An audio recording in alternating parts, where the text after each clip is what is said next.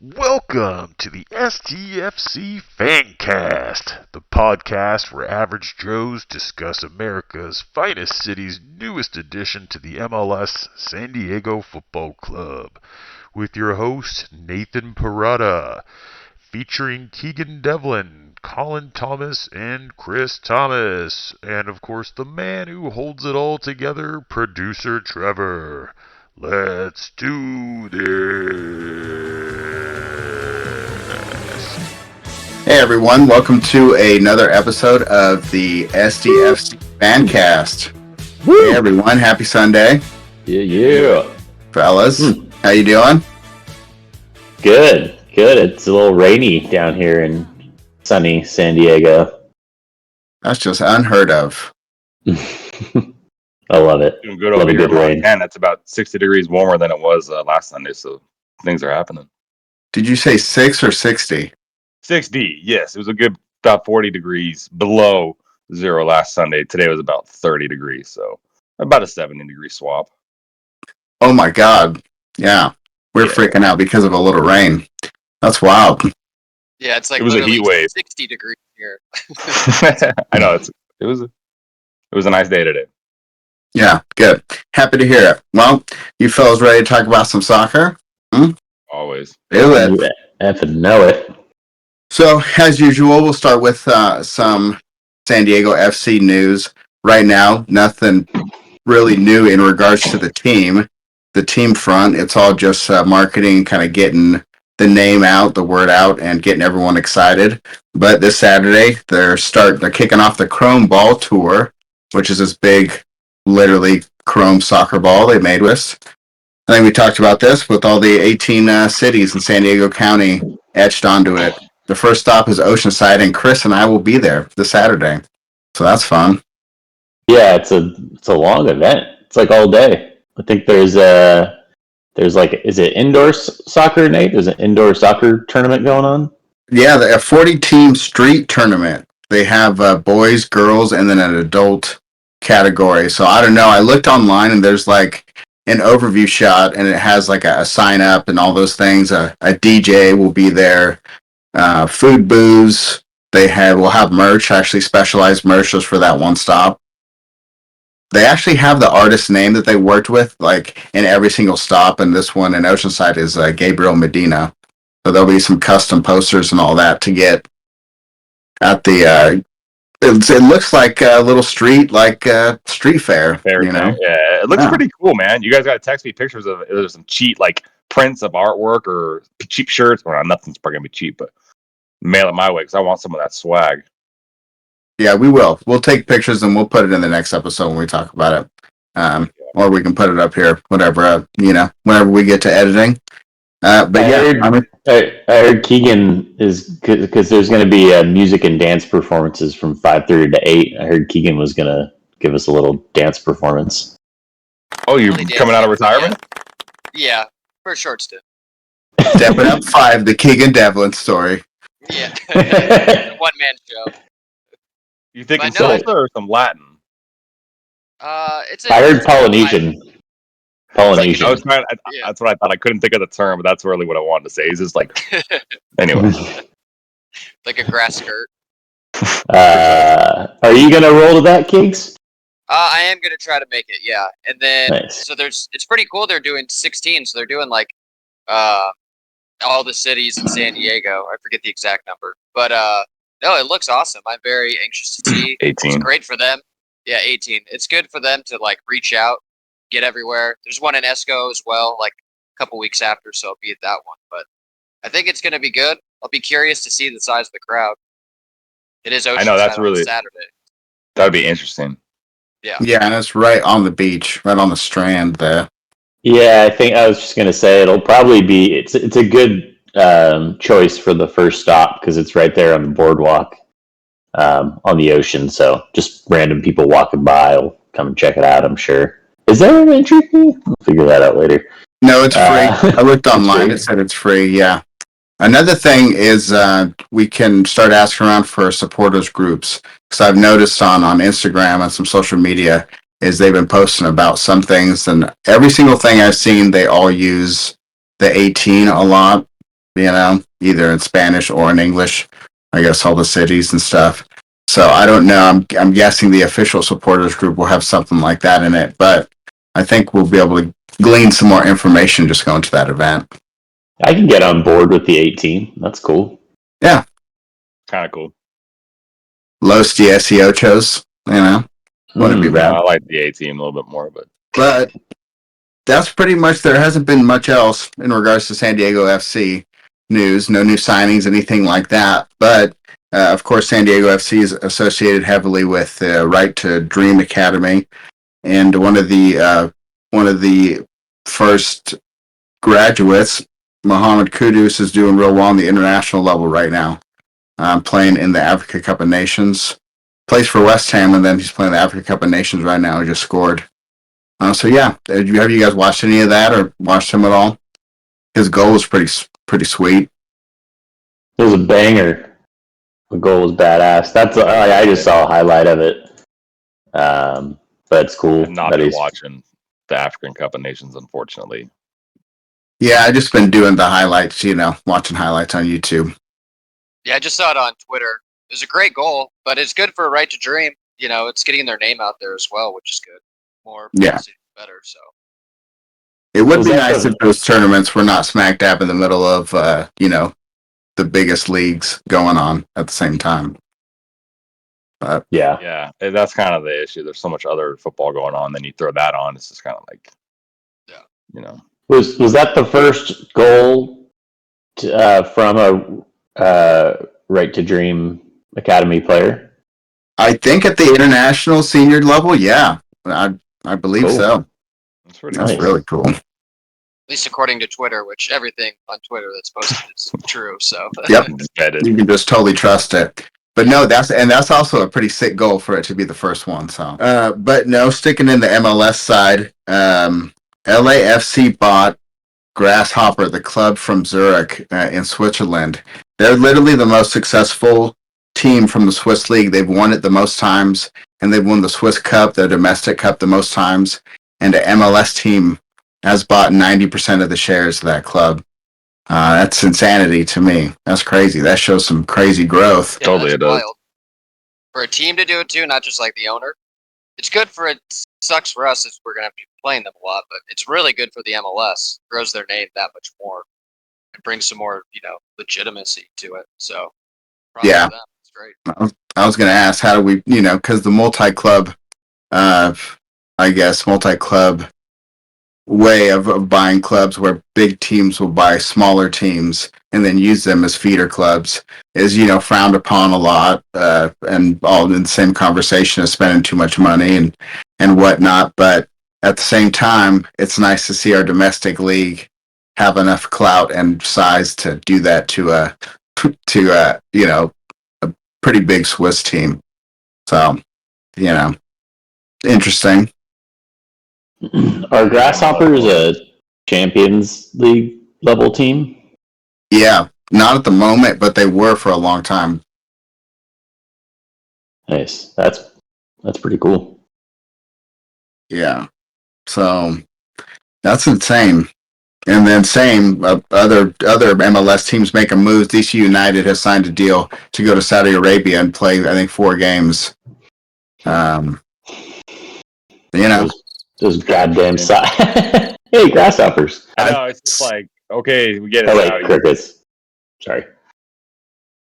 But no, I mean, that sound couldn't have summed my feelings up anymore. Like, are people going to watch it? Is DC United just going over there for a cash grab? Yes. Like, what's the... Then they were coming over here as well, like in turn, right?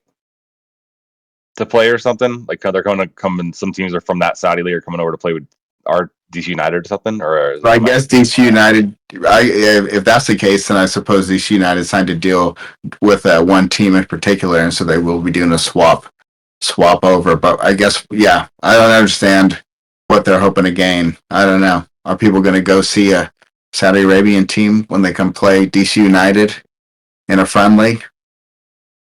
No, I think the Saudis probably just paid them, everybody, like $1 million, and they're just like, okay, we'll go play for, like, they probably literally just paid them, I think it's over the amount of money to go play, and then just like kind of stupid not to go. Just do it.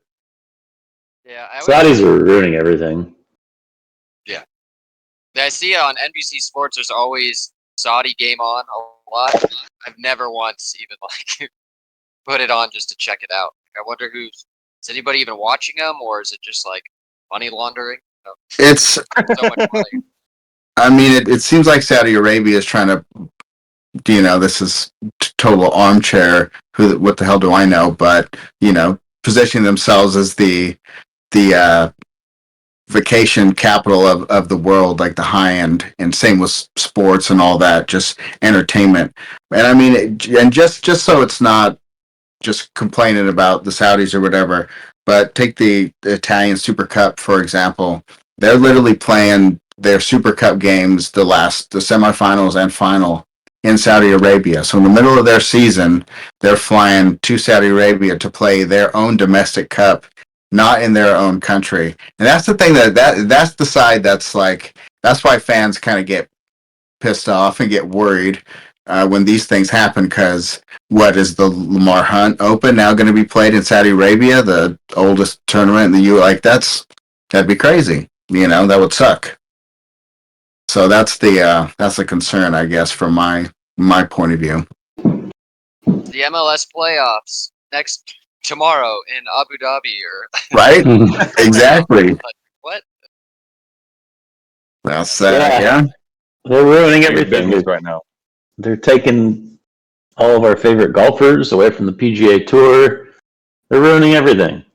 Yeah. Rich assholes. But hey, if they want to sponsor the SDFC Fancast, come on over, guys. Come on. Hey, we'll take it. We'll take it.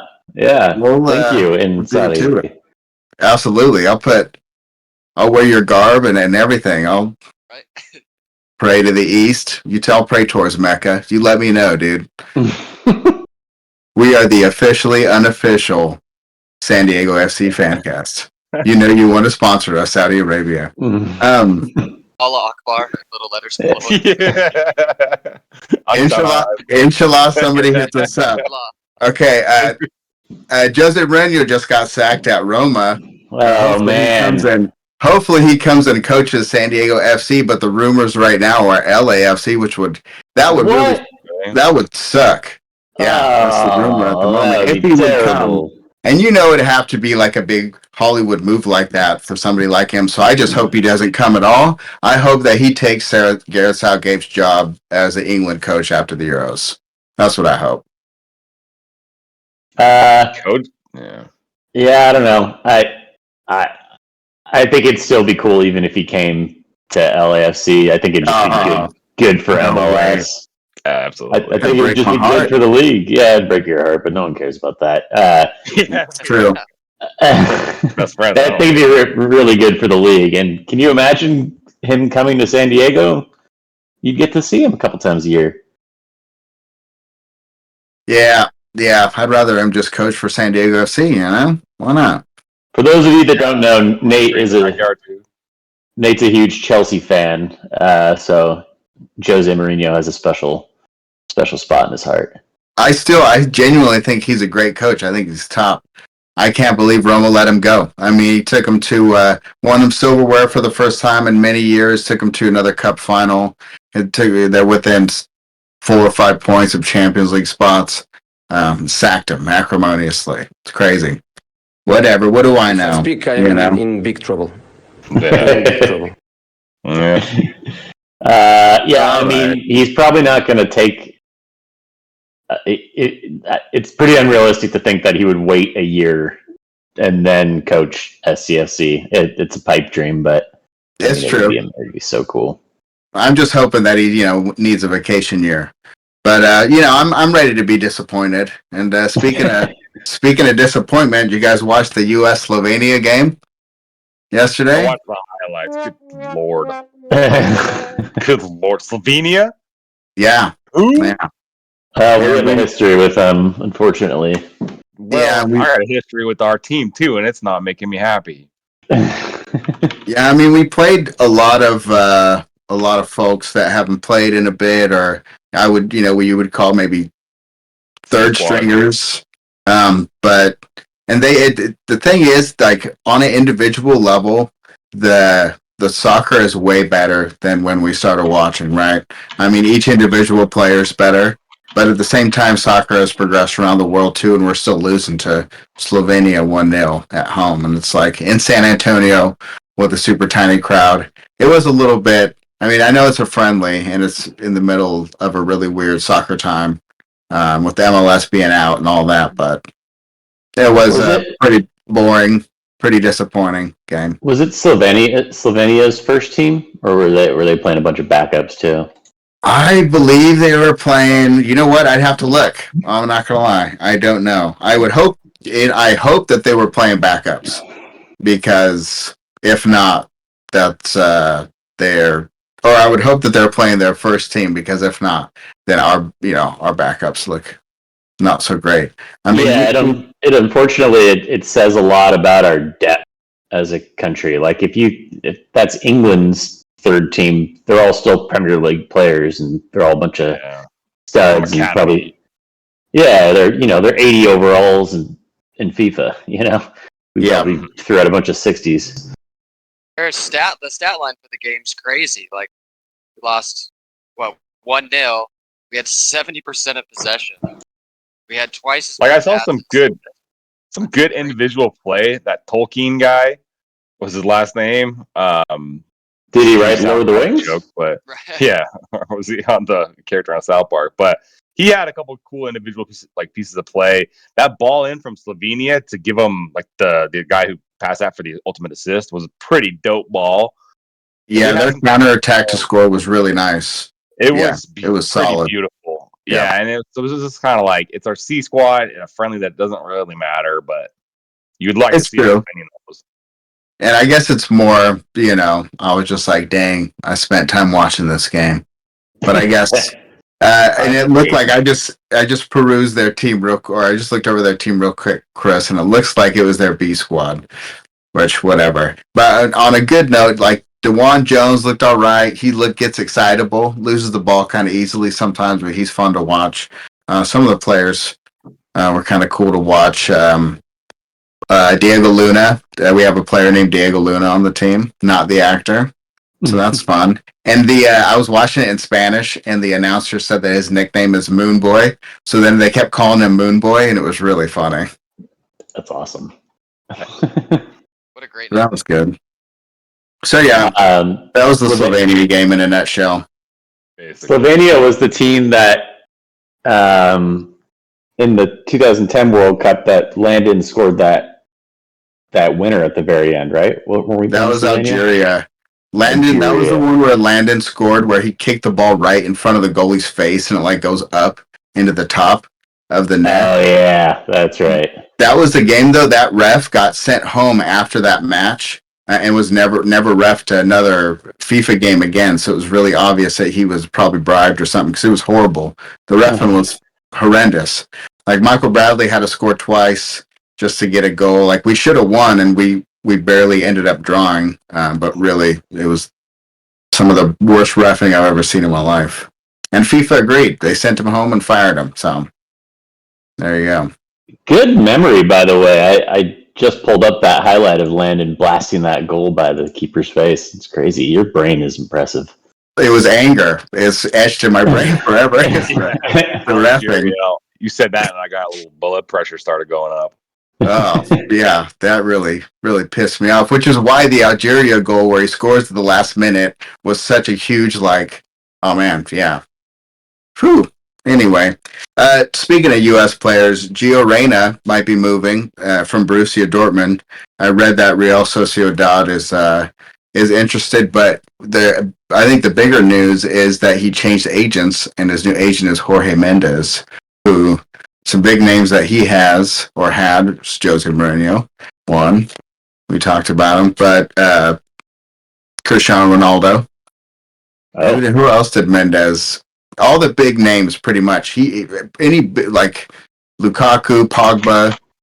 Yeah, type in Jorge Mendes and look at it'll be a litany of the who's who of soccer players around the world, and that's who he has been the agent for. Well, now the other guy, I forget his name. There was one other huge super agent that died recently. Oh, I don't really? know much about agents in soccer. Now Mendez is the top dog. Top dog. Yeah, I mean, the list is insane. Darwin Nunez, Diogo Jota, Ederson, Ruben Neves. It's crazy. Wow, that's cool. Falcao, even. Yeah, That's cool. You big So that- Miss Falcon. that's Gio's new agent. So that's a good. I think they'll get him a good move. Hopefully, so he gets some minutes. Maybe he'll tell him to stop being such a little bitch and just play football. Am I right? Yes, sir. I could picture him in the Spanish league. I mean, he played for Barca before, right? So, or wait, no, it was Dest. Reno wasn't there. That was desperate. I mean, he plays for Borussia Dortmund. I think the only U.S. player with 2 assists in a Champions League game is him. And he's only 21.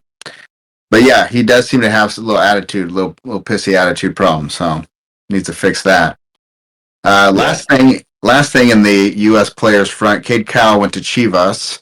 Got signed by Chivas, which is crazy because Chivas only signs Mexicans. Like literally, that's been their thing forever. And Cade Cowell, in one of his first interviews after signing for them, got asked what he thinks of like his connection with Mexico, and he said he feels no connection with Mexico, and that really pissed off a lot of fans. I was reading all about it in the Liga MX subreddit. It was so funny, and I don't know if he's playing up like the U.S.-Mexico rivalry and did it on purpose, or if he's just total space cadet and was just like, "Fucking, I don't know, dude. What? I'm not Mexican." Read the room, right? Yeah, right. Well, that's cool. It'd be interesting to see him. Yeah, so that was funny. All right. Fantasy roundup. How about it, fellas?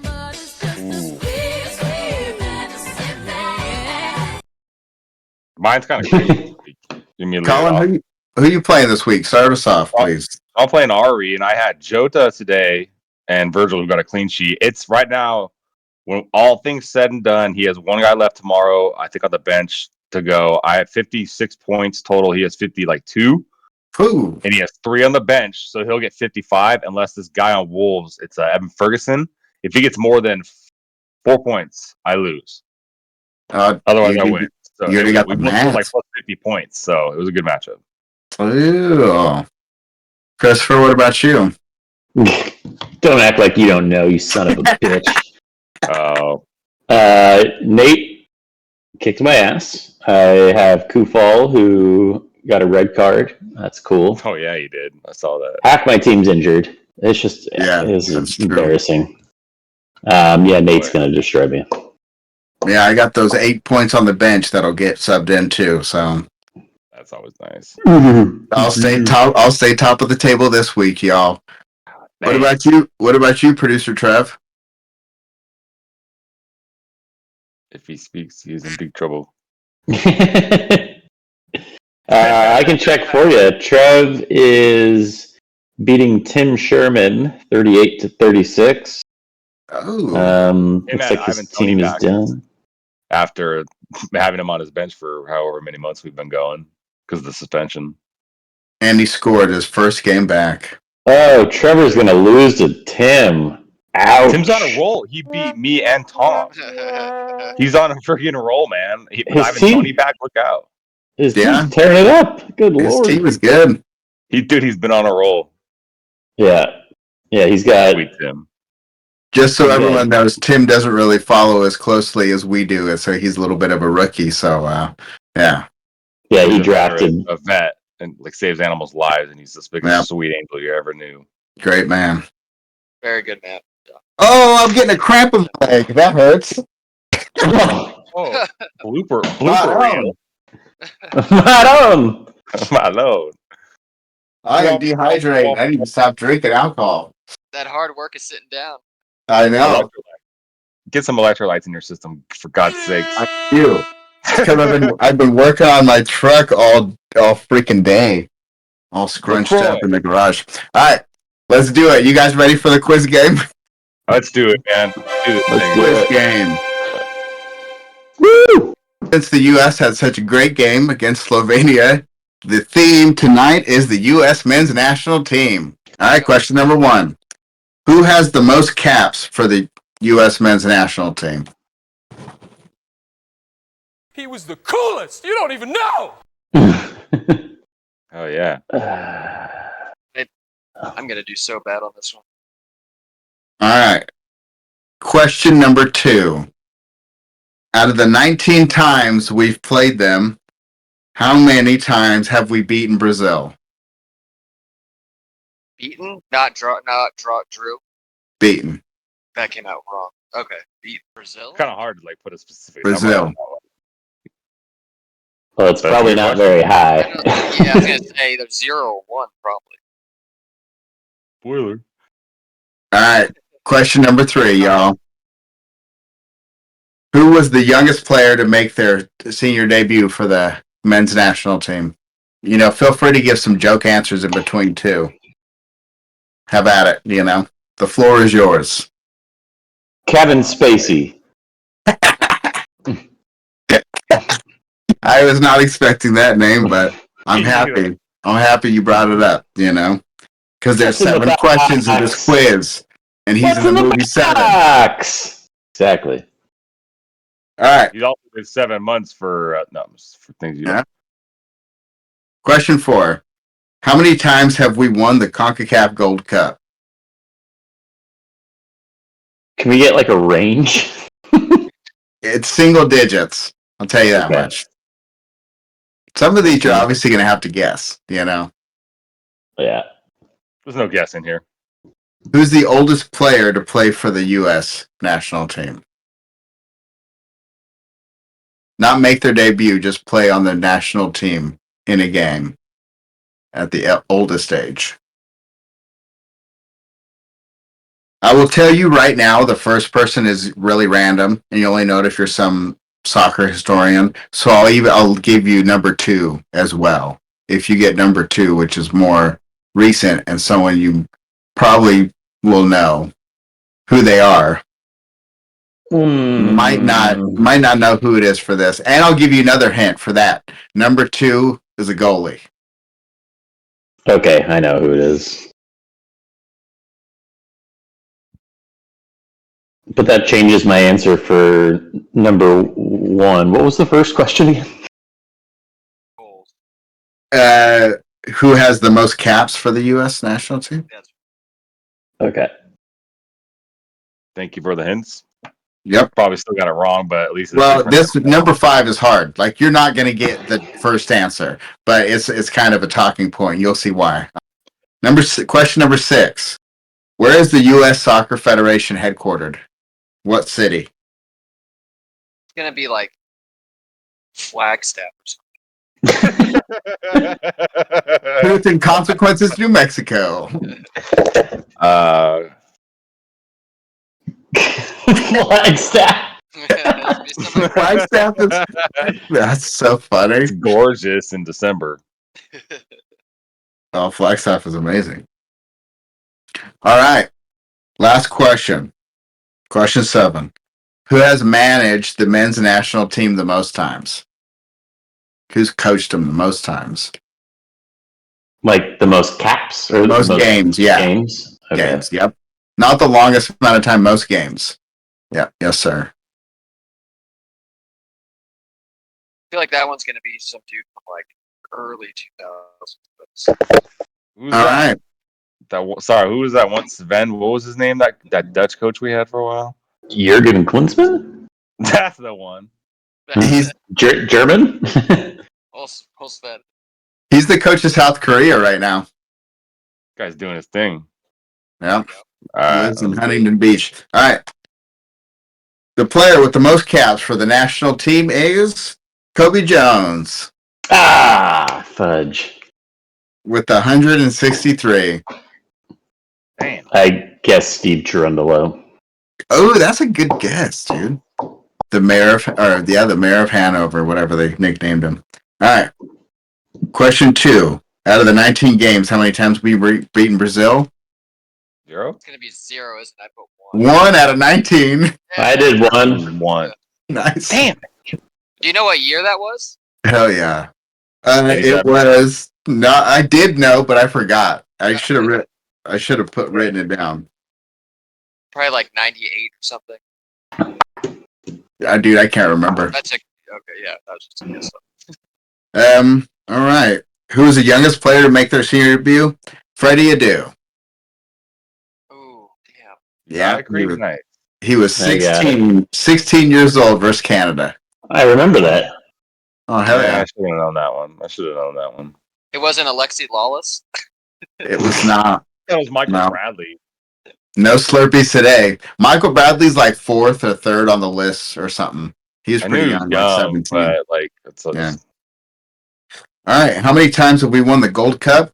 7 times. I got it. 7. Lucky number 7. Oh, there you go. 7? Yeah, it's 7. We all guessed 7? I swear to God, I put 7. I did too. Hell yeah. 7. Good. That's awesome. I sensed a theme, and we were just talking about Kevin Spacey. Yes, sir. Sweet. I got to make a run on these last 3. Good. All right. 5, oldest player. So the oldest player is technically Joseph Maka, who's born in Belgium, played in the Belgian league forever. And Can I guess who the second was? Sorry, Nate. Yes. Played for the U.S. in their like historical win against England in 1950, and then came and played for us 3 times total. And then the 3rd time he was 54 years old. It was 1975 versus Mexico. Played as left back. 54? Holy shit. Isn't that funny? That's crazy. But the goalie, did you guess who it was? The second place? Casey Keller? It's not Casey Keller. It's not Brad Friedel. It's Marcus Hanneman. Huh? Wow. From Reading? Yeah, Marcus Hanneman.